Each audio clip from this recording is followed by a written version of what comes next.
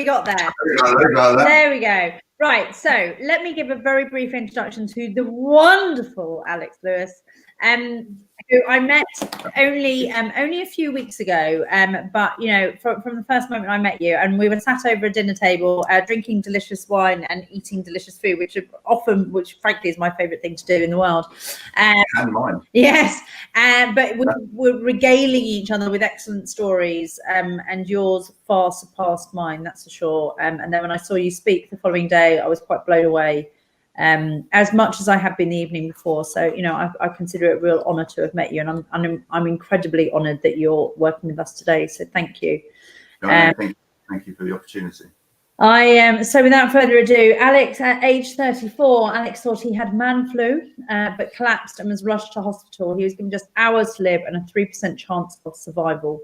As well as losing his limbs, Lewis also lost his lips and his nose. In a few weeks, Alex went from being the owner of a pub to becoming officially ill, critically ill, and a quadruple amputee. Instead of spiraling into despair, though, and retreating into self-pity, Alex took a truly inspirational approach to what happened to him. And I have to be honest, that's what blew me away. And that's what I really, really wanted to share with everyone today. And hence, as I said, putting you at the end of the day, because I think your take on things is one of the most radical approaches to life that I've ever seen. And really wanted to share that. So without further ado, Alex, over to you. Please tell everyone a little bit about yourself and, you know, your experience and story. So as Kate said, I was a landlord of a local pub down here in Hampshire. I had an amazing partner called Lucy and an even more amazing 2 3/4-year-old son called Sam. And I thought life was pretty good. I thought, you know, everything was as it should be. We were happy. I was happy as I thought we could be. But in reality, I was probably a functioning alcoholic. I was probably drinking 80, 90 pints a week, 2 to 3 bottles of wine a night, all at the same time being in charge of the pub and also a stay-at-home dad for my little boy. So I clearly wasn't very good at either of those. And then in November 2013, I caught man flu. And being a man, I moaned and moaned and moaned and moaned and moaned incessantly for about 2 weeks. And then I woke in the middle of the night after a couple of weeks, and I went to the loo. There was blood in my urine, and I knew something was, you know, desperately not right. I remember going back to bed that night, saying to Lucy, "Look, darling, I really don't feel very well." She said, "Look, go back to sleep. In a couple of hours, wake up. And if you feel any better, then we'll call the doctor out. If not, we'll call the paramedics." When I woke, Lucy had gone to open up our other site, the Greyhound in Stockbridge, so she wasn't there. My son was with my parents, luckily, and when I woke, my skin was turning purple. I was semi-conscious. I couldn't really move my legs and arms. Nothing was really functioning. I remember trying to put my clothes on, and I couldn't button my shirt. I couldn't button my jeans up. And then I remember a knock on the back door. I staggered downstairs. I opened it somehow, and there was Lucy and my stepfather, and the look on their faces was just of sheer horror. The next thing I remember being bundled into the back of an ambulance. I remember arriving in Winchester, and then lots of questions being asked, and then I was whisked off onto life support.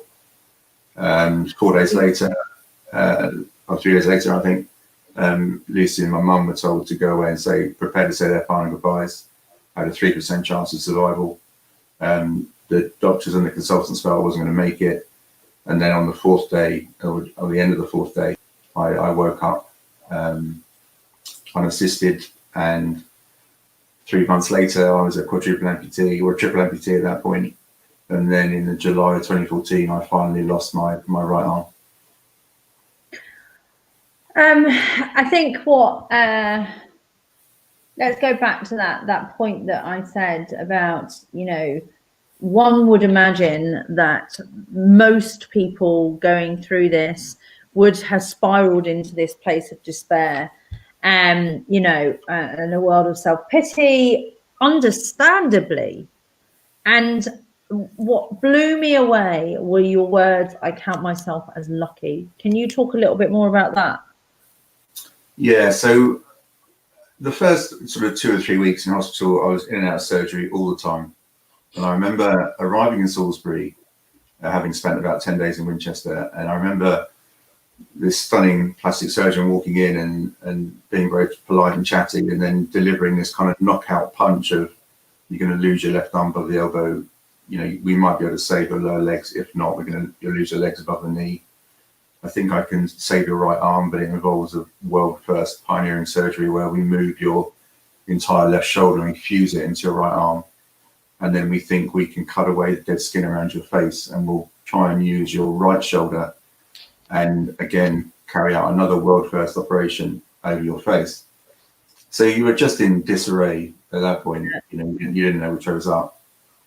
But then over time and in and out of surgeries, it got to about December, well, Christmas Eve 2013. I hadn't seen my little boy in so long. And we were together, you know, basically 24/7, he and I. And I was desperate to see him. And I hadn't really thought about how he might feel about seeing me, or, you know, how a little 3-year-old, near 9 or 3 was going to cope with it. And I remember I was so looking forward to seeing him Christmas Eve that evening. He came in late.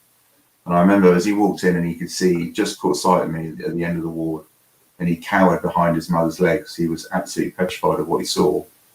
And I didn't know what to do. I tried to speak to him. He wouldn't come close. He was clearly distressed.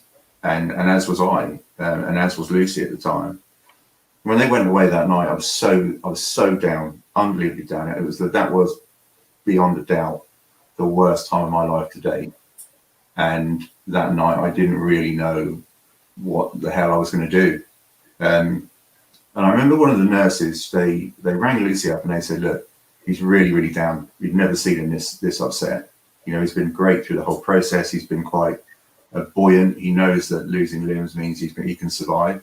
But is there anything that can cheer him up? Now, I had a beautiful golden Labrador called Holly, and I still have her, bless her. She's 11 now. And she was by my side all the time as well. Now, that nurse allowed Lucy to bring in the Labrador at about 9:30 that night on Christmas Eve. Now, that all of a sudden boosted my mood no end. And that one nurse going that extra mile, you know, completely out of the norm to allow someone's partner to bring in their dog, their pet, it didn't just cheer me up when Holly came through the door, it cheered up the entire ward. Now, 2 weeks later, the 4 or 5 people that were in the ward at the time, I was the only one still alive. So the last days for those 4 people were buoyed by that bouncy Labrador coming through the door.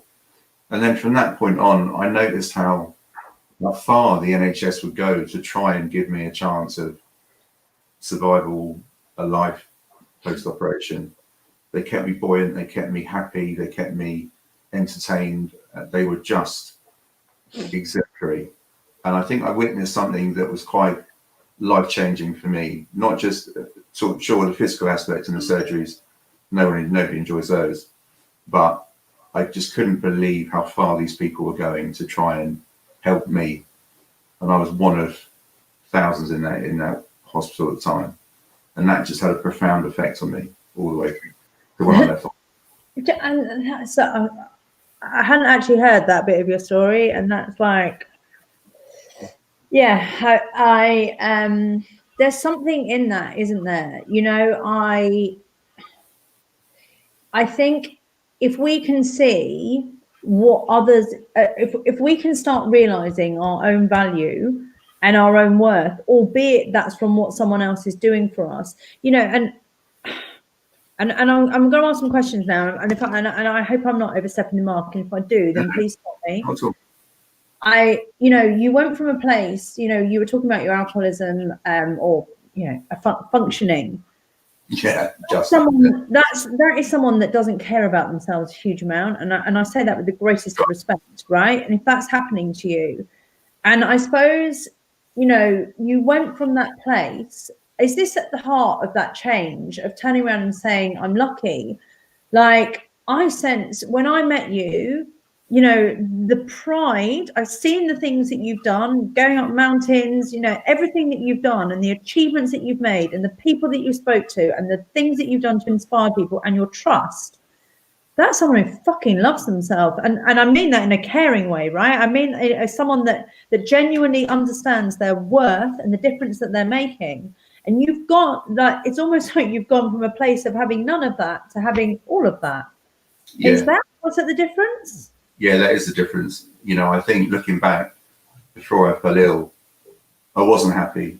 You know, I clearly wasn't happy. I wouldn't have been drinking to that extent if I was. I don't know why Lucy put up with it, you know, and obviously my little boy, bless him, you know, I wasn't a good dad. And I had in hospital, you know, in and out surgery, and a lot of the time you're very, very groggy and asleep. But sometimes when you've got periods of time when you're not going into surgery, you're very much living in the present and you're staring up at the ceiling day in, day out.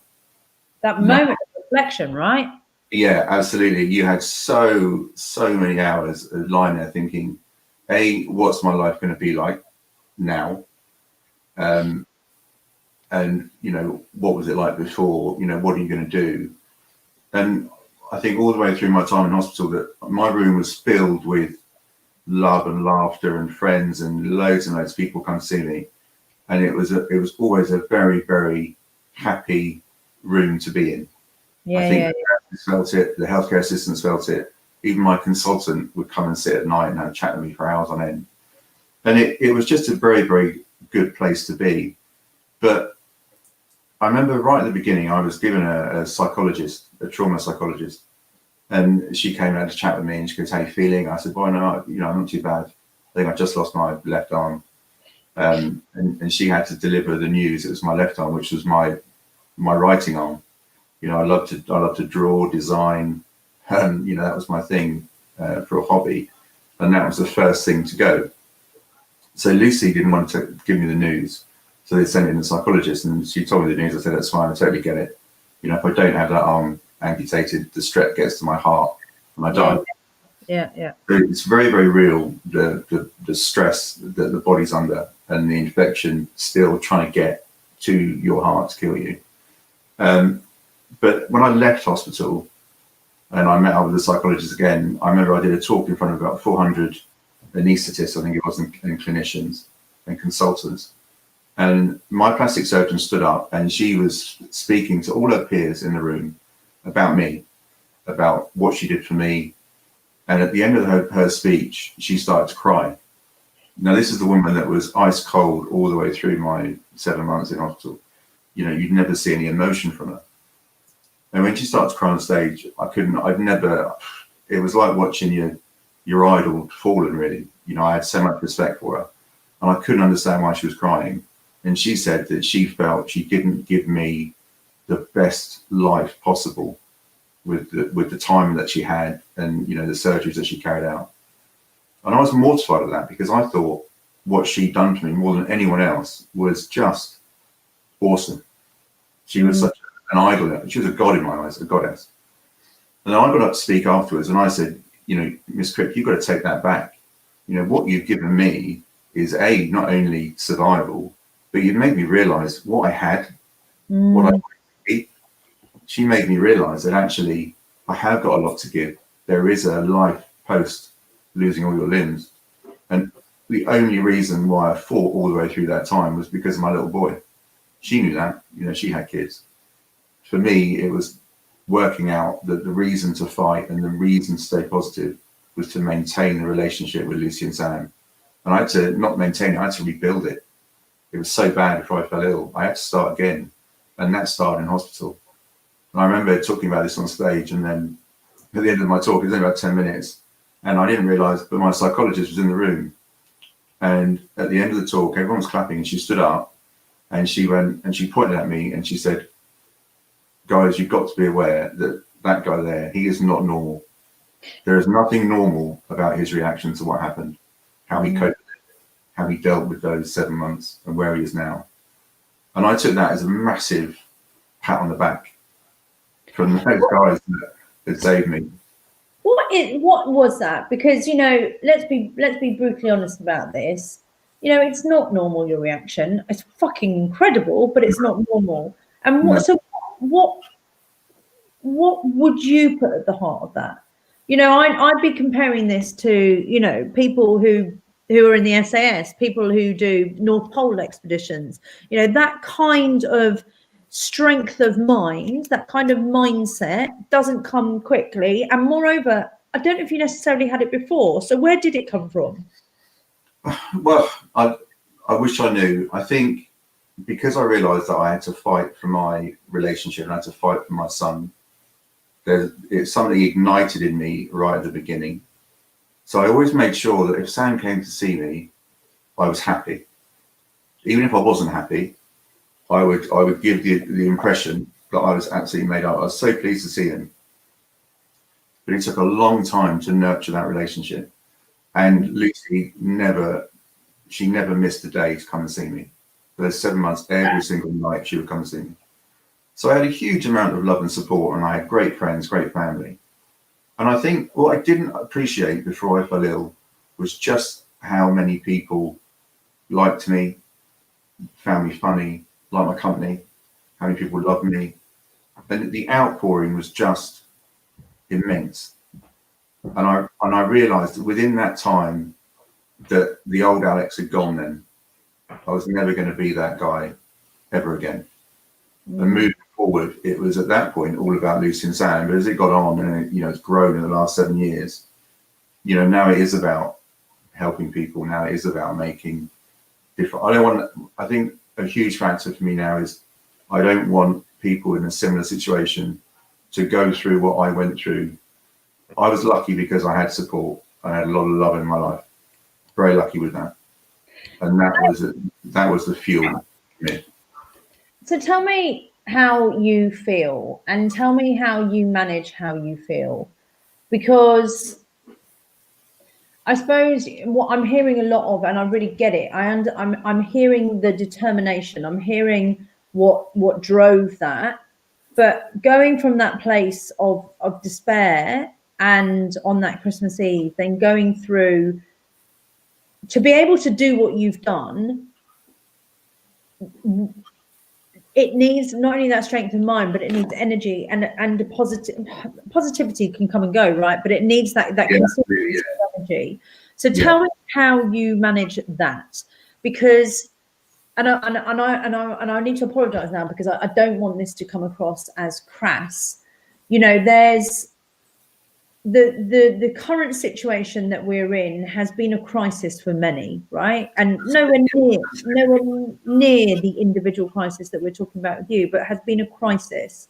And the keeping going and the resilience is fucking hard, it's really fucking hard. And I suppose my question is how you were feeling, I suppose, on a day-to-day basis, and how you kept going, even when things were the hardest that they could possibly be for anyone. I kept going because there was always a hope. There was always hope. I never lost any hope. Even when I broke my right arm and months after I left hospital, and when I was given a choice, either we can delay your life for 2 to 3 years or we amputate. And immediately I said amputate. And looking back at that critical moment when I should have said, I'll go home, discuss it with my family, have a serious think about it. At that point, I was so determined to move on with my new life, with Sam, Lucy, with my friends, with whatever work was going to look like, that the immediacy of my amputate was completely abnormal.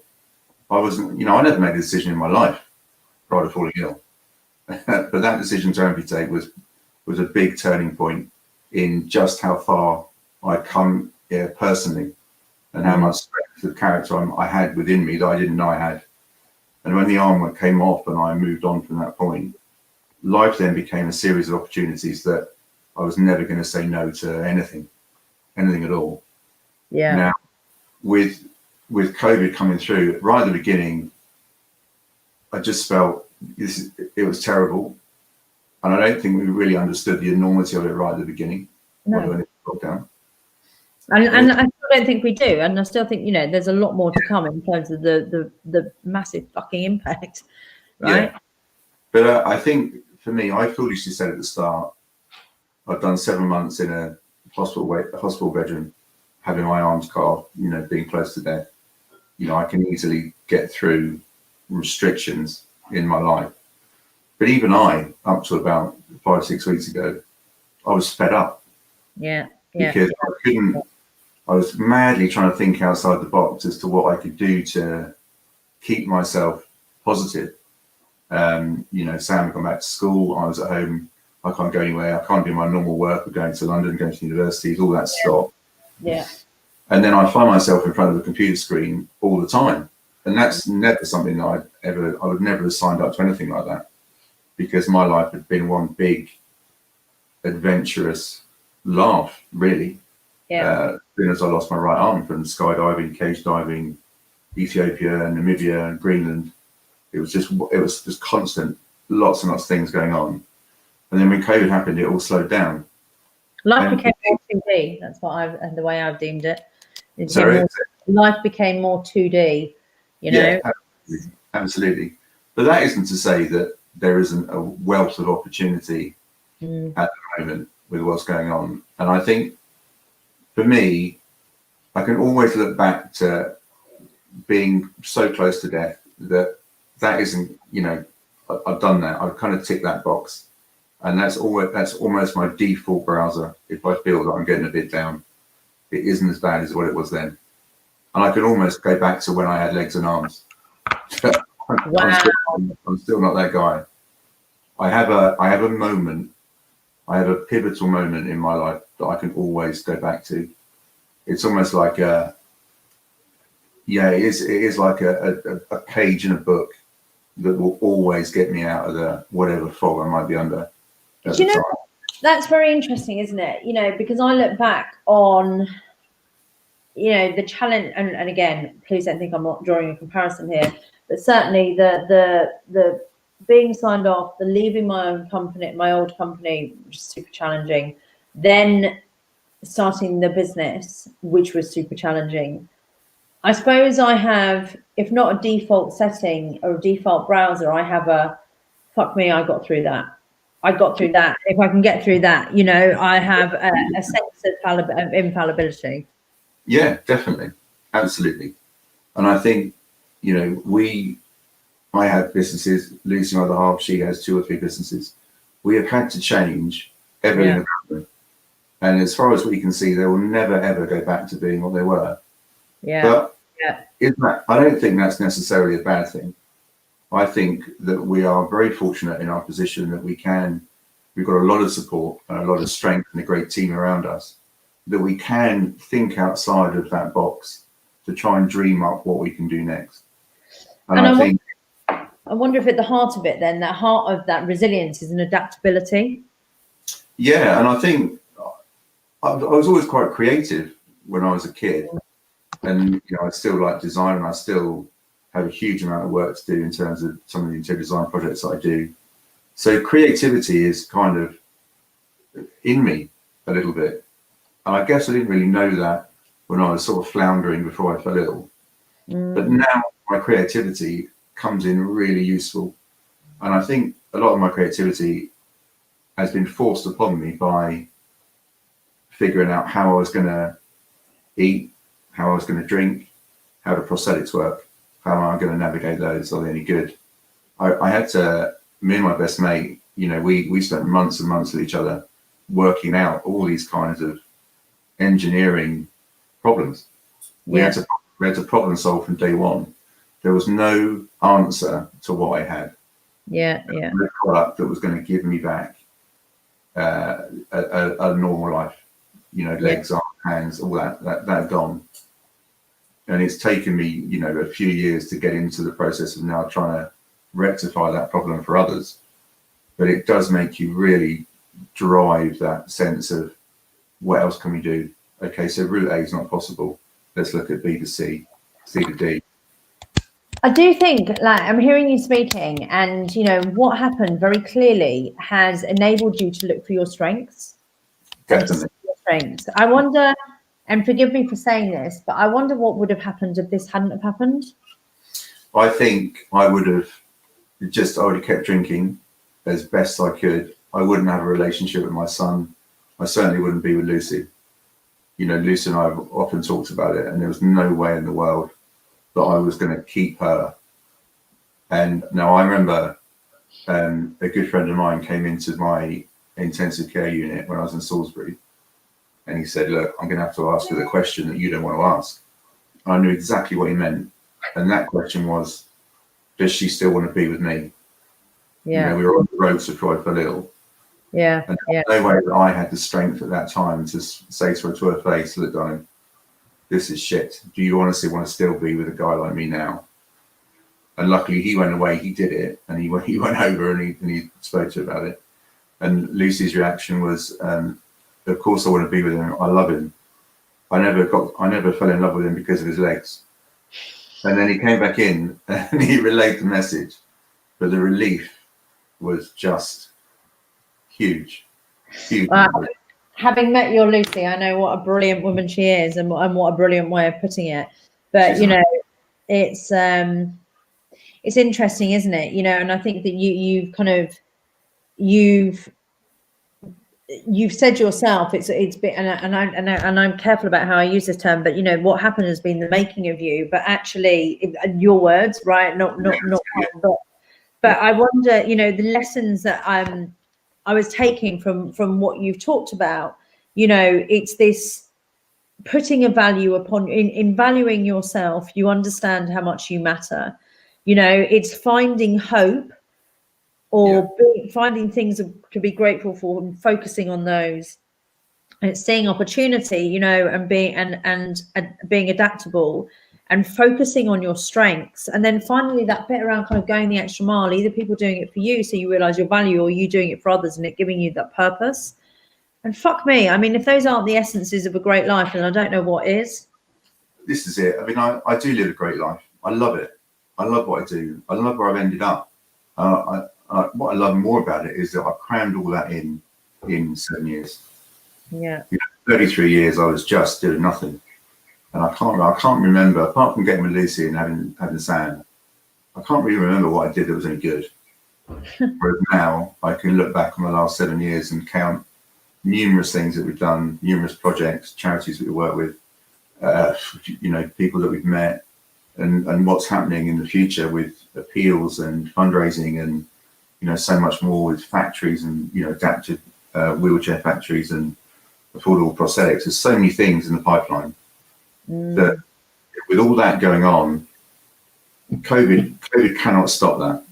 No. That cannot put an end to those projects. Okay, we might not get there in the time allocated that we put aside right at the beginning. It might take another 2 years to get to a target. But it just means that for me, it's all about looking forward. Yeah. All about looking forward. You know, I can always go back and reminisce, but for me, it's about what's ahead. But you know what? Well, it's more the point that it is that constant looking forward, and it is that purpose piece, and it is that plan. And, you know, so often we don't have those things in place, and we're just doing, getting buffeted around by the world, not really quite sure why we're feeling the way that we're feeling. And, you know, very consciously you've stepped into life, and you've stepped into your life and taken control of kind of what's happening next. Absolutely, yeah. I mean, I remember when I got out to Greenland with my best friend and my other best mate, Joe and Chris, were there. And we were sat right by the ice cap glacier at the time, and we had huge glaciers in the water. It was just a beautiful sight, and the sun was setting over this fjord at the back, and we were watching this whale frolic in the fjord. And I sat there with my two best mates. I'm thinking, did you ever imagine that we'd be? Yeah, I was thinking that. It's like, and I said to him, I said, why the hell didn't we think about it? Yeah. But why didn't we just say, look, always wanted to do it, let's do it. But I didn't want to do that. My best mates did. Chris did, Joe did, but I didn't. That was never on my list of, well, I don't think I had a bucket list really at the time. But I think when we were sat there, and just the beauty of the whole situation really, that it just kind of cemented how much I was going to do beyond that. Do you know what? And the way I put it, Alex, is that for what would have closed the worlds of so many, opened the world up to you. It did. It did. I've said it before and thousands of times all over the world, but you know, if anybody had the ability to give me my legs and arms back, I wouldn't want them. I don't want to be a normal guy anymore. I don't want to be a guy that could just, you know, be lost in a crowd. I like sticking out. I like being different. I like looking different. I enjoy the problems that come with it. You know, I enjoy the work that I have to put in to maintain the life that I had. But you know what? You know, obstacles are everywhere, right? And you're just uber on yours. That's yeah. I mean, I know that, you know, life is going to get very hard for me physically as I get older. You know, I need to maintain my body and my mind. You know, they both work hand in hand now. But yeah. you know, I would never have. What I was putting my body through before I fell ill was just wrong. You know, it was a waste of a decent body. And now, you know, I don't think I ever thought about mental health prior to falling ill. And it was only when I got into hospital that I would hear the phrase an awful lot, because people were concerned. Yeah. You know, Lucy was concerned. I was concerned about Sam. And as we went through the last 7 years, I could probably count maybe 5 or 6 times I felt low about what's happening. Really? It's a tiny amount in theory, what should have been far many more instances of that. But I haven't allowed it to get to me, really. And I love that choice, you know, making that choice of where we put our view. Alex, I think you're fucking amazing. Well, you're very kind. You're very kind. I'm just such a lucky guy. I really am. I had a great time. Great time talking about it. Great time doing it. And there's just so much more to come in the next few years. So I can see that for sure. Listen, I couldn't be more grateful for today. I knew that ending the day with you would make me feel how I feel. And, you know, I think this is going to be one of the most powerful sessions to share. And your view of the world is nothing short of inspiring. And I think, you know, the story that you have, as I said, you know, is inspiration within itself, but the really practicality of how one can learn from how you view the world and your perspective is something that can so easily be adopted. We've just got to choose to do that. Thank you for sharing that. I can't tell you how grateful I am. It's a pleasure. Thank you so much for having me on. Have a wonderful weekend, my darling. Oh, all my love to you and Luce as well. Yeah. How's the dog? Been fucking noisy all day, actually. Hold on, I'll get her for you. There, come here. Oh, she's running away. She's running away. She's like, I'm not going to be on screen. Here she is. There she is. Here she is. I think my Holly's going to be on this morning in a couple of weeks' time. No, but your Holly is named after Holly Willoughby. Yeah, they're going to come down and film her. They want to. That is so funny. To run the story to Holly. Yeah, it'd be great. So my Labrador gets some limelight. That's amazing. Well, look, I will come and see you next time I'm down south. It'd be lovely to hang out. And thank you again. Yeah, absolutely. Oh no, it's a pleasure. Thanks so much. All right, my darling. Lots of love. See you soon. Have a great weekend. Thanks so much.